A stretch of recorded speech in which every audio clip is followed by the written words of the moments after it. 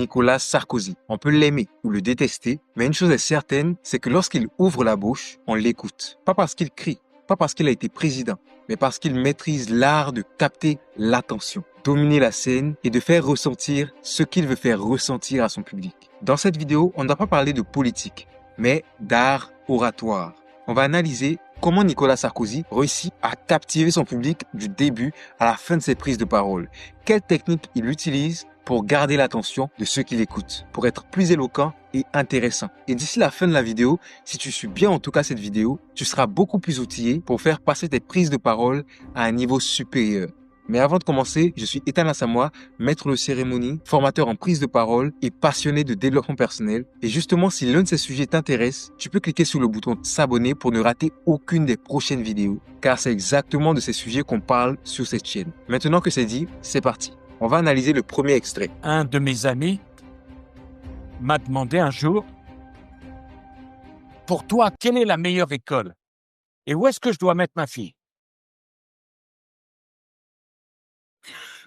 Mais vous savez, pour moi, la meilleure école, c'est ce que je lui ai répondu. C'est l'école où ta fille sera heureuse. Parce que je ne pense pas qu'on peut apprendre quand on n'est pas heureux. Et je pense qu'il faut aussi qu'on ouvre nos esprits. Apprendre n'est pas une punition. Il y a une première chose qu'on peut remarquer dans cet extrait, c'est que Nicolas Sarkozy utilise les silences. Lorsqu'il parle, il n'est pas pressé, il prend son temps, il dit une petite phrase, il calme le jeu, il continue. Ça crée non seulement du suspense, mais ça montre aussi qu'il a confiance en lui, qu'il a de l'assurance, qu'il est sûr de ce qu'il dit, qu'il y a la conviction dans ses mots. Il y a plusieurs avantages à utiliser les silences. Ça permet, comme je l'ai dit, de paraître plus confiant, mais aussi de réfléchir à ses mots, de ne pas se tromper n'importe comment, de ne pas dire n'importe quoi, etc. On va passer au deuxième extrait. Le bonheur est au bout de l'effort. Et je pense que la vision un peu coercitive, disciplinée, d'une minorité d'enfants à qui on essayait de donner la même formation, elle n'est plus adaptée au monde. Et qu'au fond, La deuxième chose qu'on peut remarquer dans ce deuxième extrait, c'est que Nicolas Sarkozy, lorsqu'il parle, il utilise des gestes. Je vais remettre une petite partie. le bonheur est au bout de l'effort. Et je pense que la vision un peu coercitive, Là, tu vois que lorsqu'il parle, il utilise des gestes pour accompagner ses mots, pour accompagner sa parole, le message qu'il veut transmettre. Ça le rend plus captivant, plus éloquent et bien plus intéressant. Dans une prise de parole, il faut savoir que ton langage corporel a une place de 55%, donc n'est pas à négliger. Et lui, il a bien compris. Va pour le troisième extrait. et qu'au fond, les meilleurs élèves d'aujourd'hui, c'est pas forcément ceux qui font les plus belles carrières. Regardez, moi j'ai eu toute ma vie des collaborateurs qui avaient fait les plus grandes écoles de France. Et le chef, c'était moi. C'était pas...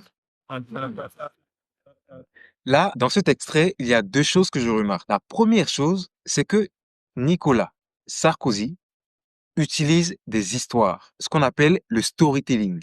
Il raconte des histoires à son public. Quand je dis raconter des histoires, ce n'est pas le sens péjoratif, mais c'est dans le sens propre du terme. Il raconte une histoire qu'il a vécue, ce qui déjà permet à son public de rentrer dans la vie de l'orateur. Ça le rend tout de suite plus éloquent, plus captivant, parce qu'on le sait, une histoire, ça retient toujours l'attention. Et la deuxième chose que je peux remarquer, c'est qu'il utilise la prosodie. C'est quoi la prosodie? La prosodie, c'est tout simplement le fait de varier le volume, la vitesse et la tonalité de sa voix pour transmettre les émotions que l'on veut à son public.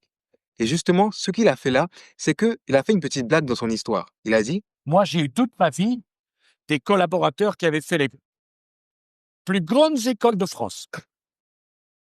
Et le chef, c'était moi. C'était pas eux. il n'a pas dit c'était moi avec une tonalité de voix condescendante, mais pour faire rire un peu, il a changé le ton de sa voix. Il a utilisé une tonalité de voix drôle pour montrer qu'il voulait faire rire et ça a bien marché. Les gens ont ri. Et le chef, c'était moi. C'était pas eux.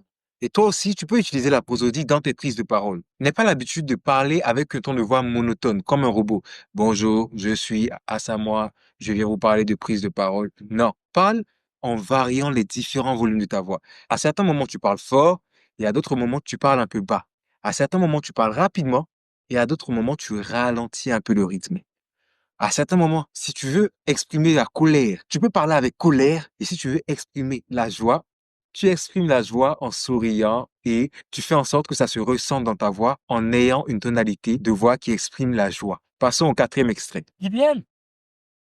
J'en vois qui me disent j'ai été premier à l'ENA, j'ai été premier à Polytechnique, j'ai été premier à Normal. And so what?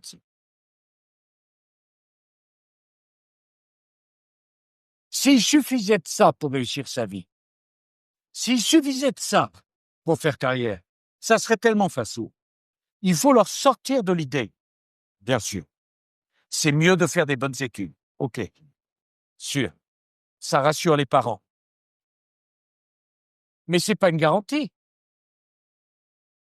Voyez-vous, quand j'étais étudiant, ma mère voulait absolument que je devienne avocat. Parce qu'elle se disait, un avocat, c'est un statut. Il ne peut plus rien lui arriver. Mais elle ne m'avait pas expliqué, ma mère, qu'un avocat sans client, ce qui n'est pas grand-chose.